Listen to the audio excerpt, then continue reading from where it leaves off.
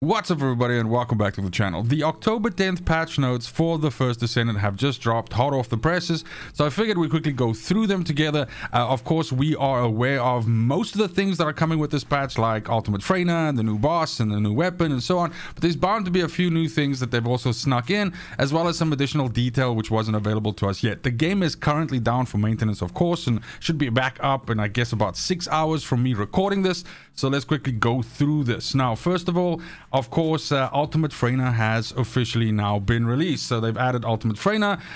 You need to be using Freyna or Ultimate Freyna, and then you will activate her character quest. There was a character quest for Bunny as well as the game launch. So this is something similar to that. It'll probably be like 3 or 4 missions that you play. And then basically once you are finished with that, you are going to be able to unlock a chest attachment called Old Wounds. So there's an actual collectible that you can get after doing that.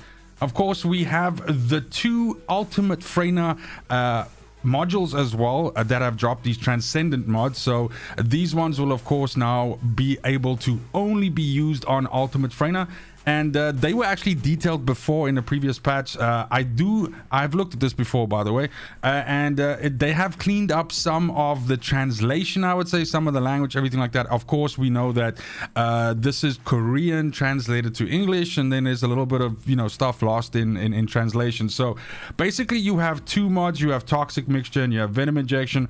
One of these is essentially her gun mod, which basically turns into a much more competent gun descendant. That's of course Toxic Mixture. This says that Freyna's passive skill Contagion Links is changed to Toxic Mixture. When equipped, the skill module will trigger Necrosis instead of Room Zero Trauma. Room Zero Trauma is basically Freyna's default sort of like dot.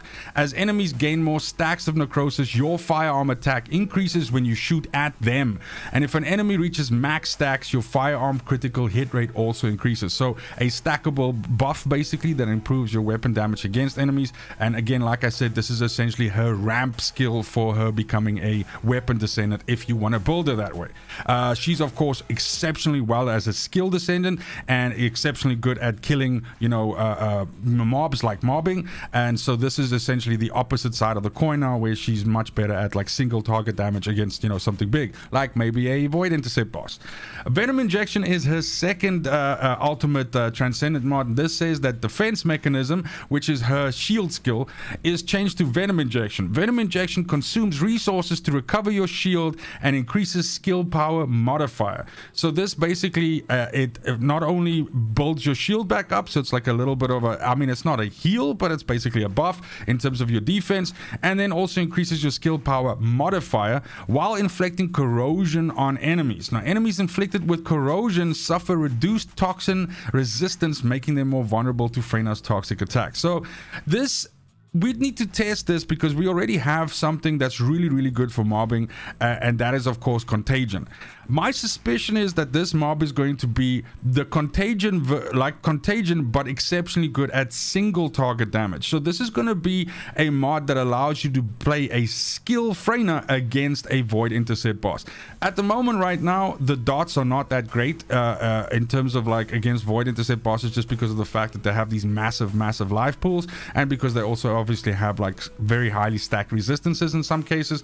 What this obviously does then is it breaks down the toxin resistance and actually makes them more vulnerable to toxin. And then of course we need to see how much damage this corrosion actually does. Of course, all of these mods, everything like that, we will be testing on the channel, and if something is fucking insane, then you could bet your bottom dollar I'll be bringing it for you. But this is interesting. Definitely we'll have to test both of these. What's not mentioned here is how we will get these. My assumption is we will need to kill some Void Intercept bosses to actually get these to drop. Which bosses those are remains to be seen. We do, however, see what the unlock criteria is going to be for Ultimate Freyna. So unlike what we saw with for example Hailey, where we had to do, you know, the intercepts, and basically that you know, gave us like a certain drop, and we had to get a bunch of those drops, and then, you know, it seemed like the content was time gated in a way, when it actually I kind of was time gated. The point is that Ultimate Freyna drops in the, let's call it the traditional way that we saw with like Ultimate Valby and Luna. So that's basically you know, you have some of these amorphous materials that have basically been phased out. If you still have some of them, you can of course still go and redeem them, but they have been replaced by A/B variants, and these variants will obviously then have the pieces in for Ultimate Freyna. Now, where you get these is not actually being told to us, so this we would need to go check in the game, of course, to see exactly where they come from. My assumption is it would maybe be a mixture of probably reactor bosses and probably Void Intercept bosses, or it might just be Void Intercept bosses. It would be good if there's a mixture of the two, or if you actually have the opportunity of getting it from both. If you're one of the people that prefers to do it via the Void Reactors instead of doing it via the Void Intercept bosses, that's of course an option to you. But yeah. So then we also have the Transcendent mods now finally dropping for Hailey. Hailey was released earlier in season 1, basically at the start, and she was released without any Transcendent mods. So now we actually have 2 Transcendent mods. The first one is super cool Kuiper round. This is that using your unique weapon, which is, you know, that sniper shot, her 4th ability, reduces firearm attack and fire rate, but increases weak point damage in return. Also, successful weak point attacks recover your shield instead of your MP. So how that skill works at the moment right now is that basically every time you shoot, it gives you a little bit of MP back. This is just going to give you more shield back, which is good because sometimes when you sit down and you snipe those shots, then you might be sitting down inside a dot, or you might be sitting down and then draw some aggro and then get shot, and it sucks to sit down, start shooting, and then basically get down. So this is going to keep you from, you know, basically going down easier than you are right now. It is feeding you shield though, so unless you are stacking shield, that's still not going to be as survivable as basically feeding you back HP or something like that. But the increase in weak point damage decreases on firing the unique weapon, but increases again on successful weak point attacks. So 2 things with this quickly. First of all, the reduction in firearm attack and fire rates makes it seem as if you are trading some of that base damage that you just by default get with the shots and with the weapon that you have equipped, but then if you can land your weak point hits, then you are going to deal a lot more damage. Now, we don't know what this percentage weak point damage increase is. I've said this before in a previous video where we discussed this. If this is like a 50% increase, then man, it's not that fucking great. But if this is like a lot, like 200 or something like that, then this is gonna basically be an auto include for her snipe build, and then you are gonna have to make sure, I mean, already now the whole point is that you shoot weak points, but this especially is accentuated by the last part of this here, which means that if you do miss any shots, you're actively going to decrease your DPS actually, and you're going to have to catch up by hitting additional weak points again just to baseline it. But if you constantly hit weak points, this thing is probably going to just absolutely slay. So super interested in testing this out. Big fan of Snipe Hailey, so let's fucking go. Then we have Cryogenic Cluster Shot, which is a cryo effect. The cryo effect is changed to cryogenic. Using a firearm to attack an enemy inflicted with cryogenic deals additional AoE damage to nearby enemies, making this a useful skill for clearing out common monsters, aka this makes Hailey better at mobbing. At the moment right now, Hailey is as good as mobbing as you are at shooting your gun. What this does is it gives the cryo effect, like for example what you get off the shoulder cannon. When that hits enemies, then when you shoot, then it's gonna make those enemies, the ones that you basically hit, they are gonna explode, and those explosions are all just gonna basically drop everything around them. So in a weird way, it's almost like, I mean, it's like a thunder cage effect in a way, right? But with ice. This might be slightly better though. But yeah, super interested to try this out as well. Obviously way more interested in super cool Kuiper round, but definitely give old Cluster Shot a shot.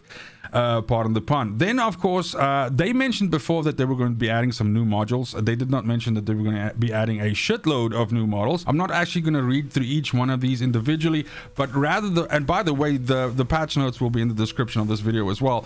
But the point here being that these modules are supposed to address a situation where you have low crit chance descendants or low crit chance weapons, and to give you alternative ways of building those descendants and building those weapons where you don't focus on critical hit rate and critical hit damage, but rather on overall power. So you can see that there's a whole bunch of mods here that essentially attach to each one of the different damage types. So you have non-attribute, fire, chill, and so on, and then they come with a boost effect of like 65.4%, but then with a detrimental effect like critical hit damage, you know, basically up to minus 140, meaning like it reduces your critical hit damage. So we would need to check these out. These ones seem like, I mean, they boost up your skill power a lot, and if crit critting is not like a big deal for you, then this seems to be an insane way for you to just dump a whole bunch of additional skill power onto an enemy, onto a descendant, and then be able to use it. Definitely going to check these out. This one up here is a new ultimate mod, which kind of like seems like what it does is it feeds, like if you firearm critical hit damage it goes up when you crit with a skill, or your skill crit hit damage goes up when you crit with a firearm, if I'm reading this correctly. So we'll check this out obviously in the game and see how it works. Then there's a bunch of different mods, these ones here, all right, which basically say that non-attribute skill power up by a percentage, and then critical hit damage up by a percentage as well. This is pretty good. This seems like it would be a really good add-on to a lot of these damage types. Of course, because they are part of the strike family, they will affect you being able to add certain other mods, so we would need to see that in play. I don't have all of the mod types memorized to know which ones these would cancel out, so we'd need to test it once we have these.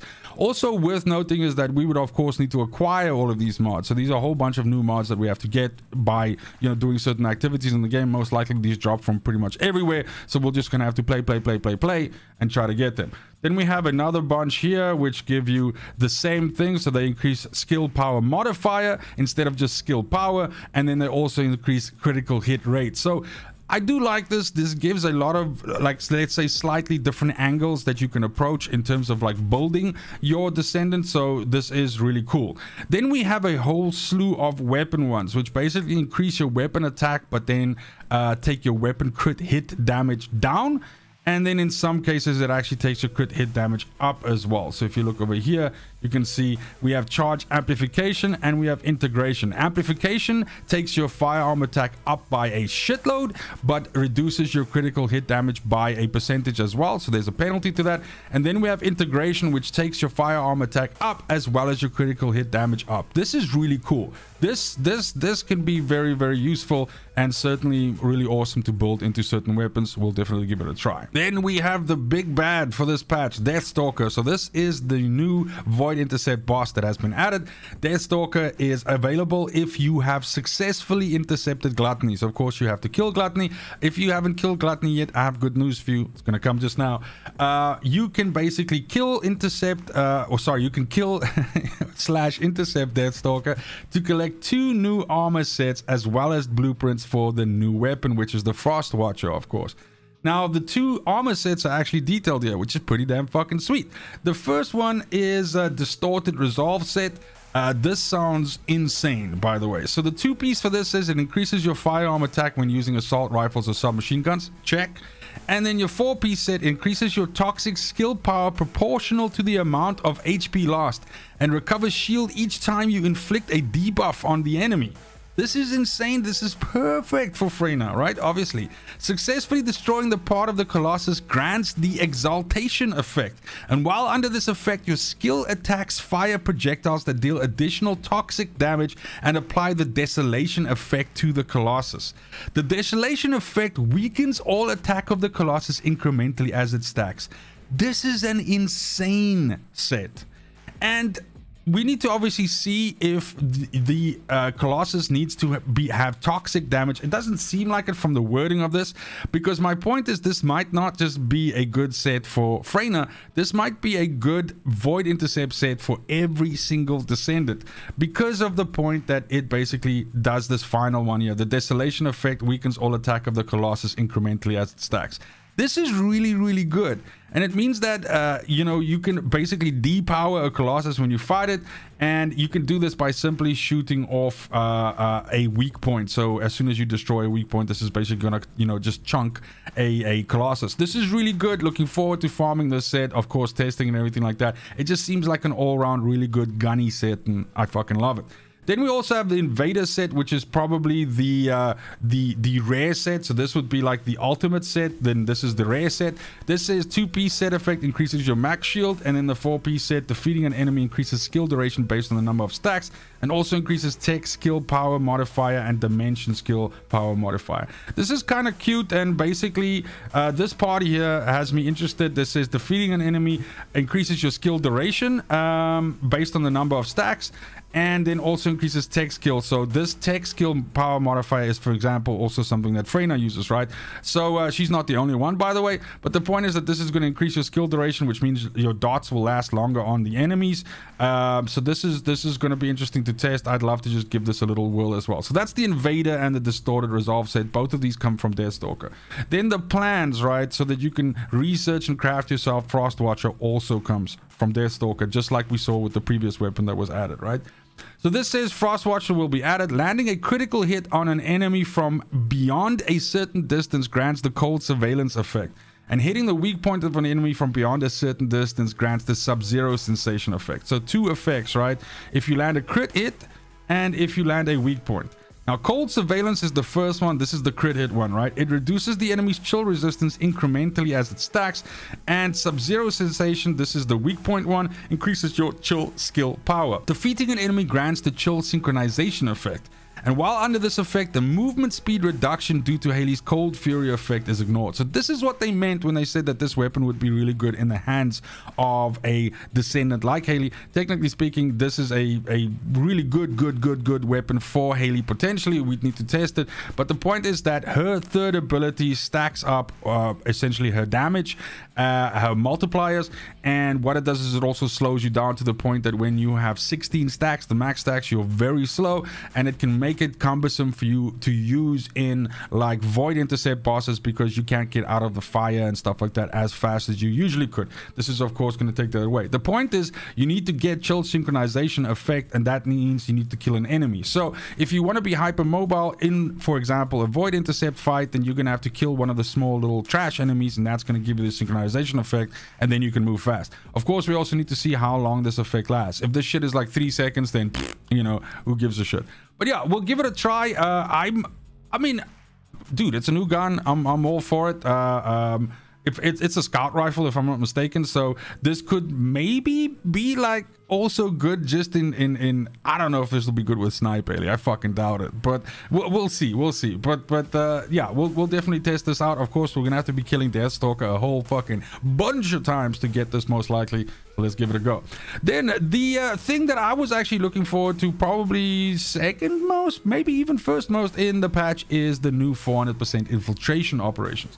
So these are the new highest difficulty dungeon has been added to 13 infiltration operations, right? So there are certain ones which get these, okay? And then it says a hard difficulty 400 score multiplier is available in dungeons where the invasion has occurred. So this still seems to be tied to the season 1 mechanic, right? After clearing the invasion, you can still use the 400% score multiplier until the next invasion refresh. There's an invasion refresh every day. So that means that basically after you can do the 400% score multiplier, and then after you clear the invasion, you can keep doing 400% on the dungeon. The types of rewards for highest difficulty infiltration operations and those for the hard difficulty infiltration operations are essentially the same. So that would be basically what they're saying here is the rewards for the 400% is the same as the rewards for the 250. I assume they mean from a pattern perspective, right? The patterns that you can roll on. Because then it says defeating commander named monster gives additional standard ETA vouchers. Now, this is going to be one of the way in which that we can gather these vouchers. These vouchers are of course used with the new vendor that's added, which we're going to talk about just now. He's down here. So that's going to come from the 400%. So there's at least a difference in terms of rewards. I think this line basically means that it's the patterns that drop, right? And then it says as a completion reward, you will receive high precision exchange components. This is good. This is really good. I like that. That's pretty cool. Okay, so we will have to test these out. The 400% is something that piqued my interest. Was I was wondering the fact that there's going to be an insane amount of mob density in these, how that would actually jack up the XP. If this means that we're just going to be able to get a huge amount of character and weapon XP, so this would be a fantastic way for you to like power level shit. We need to see if that is the case, and of course we need to see exactly how difficult is 400%, just how crippling it can be for your build. So definitely something that we're going to test. Looking forward to this a lot. ETA 0 is the new vendor that's being added. He is going to be available on weekends. They've got the time here, so UTC 7. So basically it's from Friday until like Monday. So you'll be able to go to this vendor, and he's going to be situated, it seems, all the way at the back here. So there's a spawn area here, so you'll be able to spawn here and then basically just turn around and he's going to be there. So he's going to have 3 features. He's going to sell blueprints. You can sell blueprints you have. Okay. Available from... Oh, this is bound to, I don't know, probably upset someone. So they are making the fact that you sell blueprints to him behind Mastery rank 10. Mastery rank 10 is not that high, but I still regularly see people that haven't reached that rank yet. So they are... I mean... You could argue and say that should you be worrying about selling blueprints if you haven't hit Mastery rank 10 yet? I don't know, because you literally don't. You shouldn't have that many duplicates and stuff yet that you want to sell. But I don't know. I still think, dude, in this age of outrage where everybody gets upset about fucking literally everything, I imagine somebody's going to be pissed at this. But yes, you need to be Mastery rank 10 to be able to sell blueprints. Cool. The second one is Exchange Infiltration Operation Rewards. So these standard ETA vouchers that we get from the 400%ers, we'll be able to use that then to purchase various items. Okay, cool. And then we have Exchange Supplies, where you can use the premium ETA vouchers. So when you sell blueprints, you are going to sell them for these premium ETA vouchers, and then you can use these to also buy some stuff. Okay, and then there are some carry limits. You can carry 600 ETA vouchers and 600 premium. Okay, so it's like a currency, and you can carry 600 of each. So be careful that you don't stack too much. You're obviously gonna have to like spend these. You can't. And then we need to also understand just how much is 600. Like, what can you do with 600? Alrighty, then we have hair dyeing. I don't really give a shit about this, but cool. If this is something that blows your hair back, then of course you can dye some hair now. Cool. Then added new products. So of course you can also just directly, instead of farming Ultimate Freyna, you can buy just the normal bundle or the premium bundle. This is usual. And then this is an interesting thing here that I just wanted to cover quickly for people that are interested in cosmetics and stuff like this. They're actually walking back a decision that they made with the previous patch. And this says that they accept the feedback from our descendants regarding the exclusive spawn effects and back attachments. So what they did a little while ago is previously you could use these effects on any descendant. Then they made a patch where they made them character specific, which the community really didn't like. And so now they're saying that they're walking this back, right? And they're starting this with Ultimate Freyna. So Ultimate Freyna stuff will be universal use. Now, they're going to work on a patch which will essentially make everything else also universal use. So when you log in today, you are not going to be able to universal use all of this stuff, but they're working on a patch to essentially, you know, step this back and allow everybody to do that. So hold on, it's coming. Then there's a whole bunch of Halloween stuff that they've added. Of course, they've now decorated, you know, Albion with the Halloween motif and all that stuff, so that's cool. There's going to be a Halloween event as well, where you can get Halloween themed emotes and things like that if you log in between the 10th of the 10th until the 30th of the 10th, so basically the rest of October. And that will be available once we log in after the maintenance. Then there's a whole bunch of things that they've done from a improvement perspective when it comes to just some things. And I'm not going to go through each one of these individually. I have pre-read these, so I will maybe pick out some good ones for us to look at.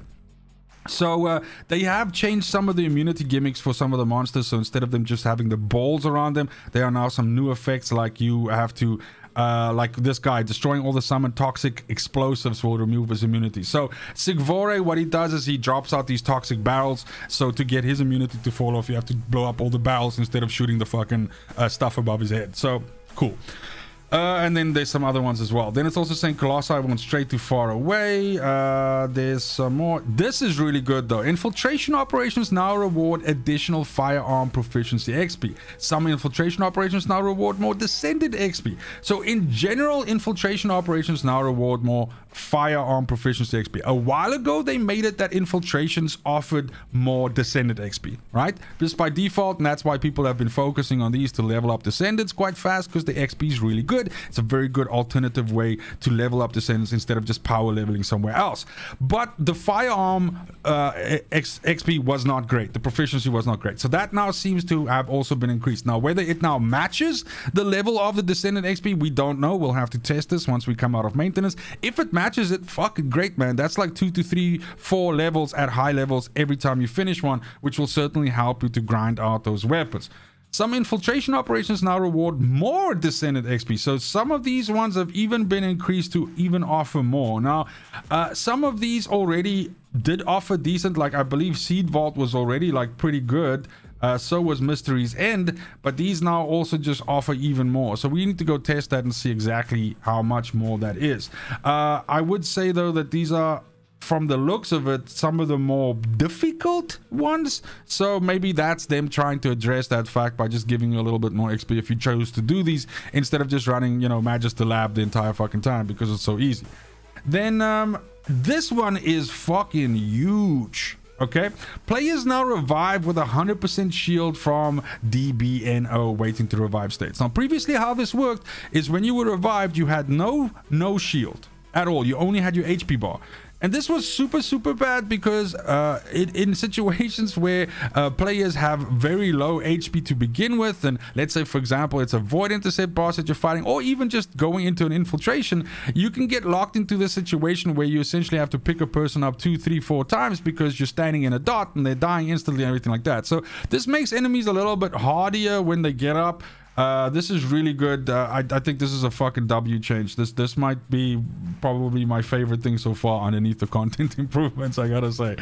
And then they've deleted the 150% out of infiltration. So infiltrations, you have 100, you have 150, you have 250, and now you have 400. So they've taken the 150 out. So now you have 100, which is the you have the increase, you have the 250, which is like the nice medium, and then you have 400, which is the beast mode shit. So yeah, there we go. Restart button has also been added to the HUD, so you don't have to go through this convoluted thing of pressing like F2 and then going to the mission and then selecting restart and everything like that. So there's a button right below Return to Albion now that says restart. Fucking great as well. Love it. Then the last part here, we have to go through this miscellaneous section here, and then I'm going to let you go. So they've added this. This is insane, by the way. I think this is a really good change. So let me walk you through this quickly, right? So added reactors to the hard difficulty field, allowing you to obtain them when needed. When obtaining a reactor, not as a rotation reward in hard difficulty missions, outposts, and fusion reactors, you will acquire a reactor with a specific attributes and arc based on each battlefield. Let me explain. So we know right now that the reactor hunt rotation works like this. Every week on Tuesday, they refresh for a week new areas where you go for specific combinations of reactors. And basically what that does is it means that every reactor that drops from a mob in that specific area in that week drops a reactor of that type. That's how reactor hunting works. Everybody knows this. What this does now is it gives us an additional way to specifically farm for a certain reactor, because let's say for example you are doing a specific, so anticipated ambush point is a mission in Sterile Land in Rockfall that people do to farm a specific reactor. Every mob that you kill in that mission drops the reactor that is the flavor of that week to drop. But the final boss that you kill on that mission, the mission reward also gives you a reactor. Now that reactor is usually different to the reactor that is being offered as part of the weekly reactor hunt. This means that that reactor, the one that comes from the mission reward, now will have very specific configuration and damage type to it, which means that you have an additional way to go seek a specific kind of reactor. Now that means you're only getting one of them at a time, right? Because you're getting one of these reactors at the end of the mission, but it gives you a way to get a very specific one. So if you want for sure, like for example, right, you are working on your ultimate Freyna, and for your ultimate Freyna you want toxic tech, okay? And you definitely want toxic tech to drop so that you can then see what kind of substats you get from that. Then you can go do Vespers and Timberfall and Fortress and Frozen Valley. Any missions in these two areas, right, will then give that as a reward. I think this is huge. I think this is phenomenal. And I'm really excited for the fact that this gives us another way that we can just fill out our reactors and essentially just have another way. If you have a bad reactor week, there's no reactors for you to get with any decent farms. This gives you something else that you can pick away at and hopefully get lucky and get something good. So love it. Last but certainly not least, I promise you guys something good, right? The evil Gluttony has been nerfed. So this happened before. Similarly, once a new Void Intercept boss comes out, so when Gluttony came out, the previous Void Intercept boss was also nerfed. This is huge. This reduces Gluttony's HP in his attack. Impurity now reduces the wipe attack gauge further, so it's much easier to cool him down. They reduce the speed at which he wipes. And then they've removed the ice effect inflicted when impurity explodes. So those are those ice orbs, you know, that spawn on his map. So this will make Gluttony significantly easier to kill, very much similarly to what we saw where Frostwalker was a fucking absolute monster before. And then when Gluttony came out, Frostwalker was a bitch. And now probably the same is going to be true for Gluttony. I don't know how mad effect this is going to be, but this is certainly going to allow a lot of people who were struggling to pug or to get through Gluttony now to be able to kill him really good. And then unfortunately I saw this and I was like, ooh, but this says that the expansion limit of equipment inventory and storage slots has been increased by 200. That doesn't mean that our equipment storage and storage slots has been increased by 200. It means that there's another 200 slots that you can buy. So unfortunately, no luck for us yet, but this is good though, because one of the things that you'll be able to buy from ETA 0, confirmed by the patch notes a little while ago, was the fact that you can actually buy these from him as well. So we will now be able to go up to 1,200 in each instead of 1,000. So yeah, great. If you're one of those guys that have spent a huge amount of money to actually buy these slots, then you know there's another 200 that you could potentially buy there. And that's it for the patch notes, guys. I know this was a super long video. I tried to go through it as efficiently and fast as possible, but these are pretty much, I would say, the highlights. Of course, like I said, the patch notes are in the description below if you want more detail and things like that, and you want to cover some of the things that I maybe have not mentioned, then please go ahead there. Also go ahead and let me know in the comments if there's something big that I missed. I think it's very important that we also address the fact that what has not been addressed in this patch, or what has not been included in this patch, is of course the reactor change. So previously the community as a whole was kind of like split, with some members believing that that was going to be coming on the October 10th patch. I was one of them. And then some other members feeling that this was going to be something that comes later on in the month. And you know, this is based on the language that we used in the last communication around that and so on in the dev note. So yes, it at the very least seems from the patch notes that we can see here that this has not been included in this patch. It kind of makes, I mean, obviously I'm disappointed. It was something that I was looking forward to, but it kind of does make sense though. And what I mean by this is the fact that from now until season 2, there's no real line of sight of any new stuff that's coming, anything that we're going. So I'm not saying that they're holding back on it for that reason. They probably need a little bit more time to cook it and to get it right and everything like that, and possibly maybe even get some community feedback and make some changes if they need to. But the point is that they obviously need to keep some stuff in the back, you know, basically between now and I guess it's December or something like that, when season 2 starts. So that being said, this is all the stuff that's included right now. Super excited to jump back into the game, like I said, in about 5-ish hours from now. I hope to see you guys in game. Let me know, like I said, what you enjoy about the patch notes, what you are excited to try out once it comes in, and I'll see you on the battlefield with Freyna. As always, it's super important to me that you have a fantastic morning, afternoon, evening, wherever you are in the world. Till next video, fucking cheers.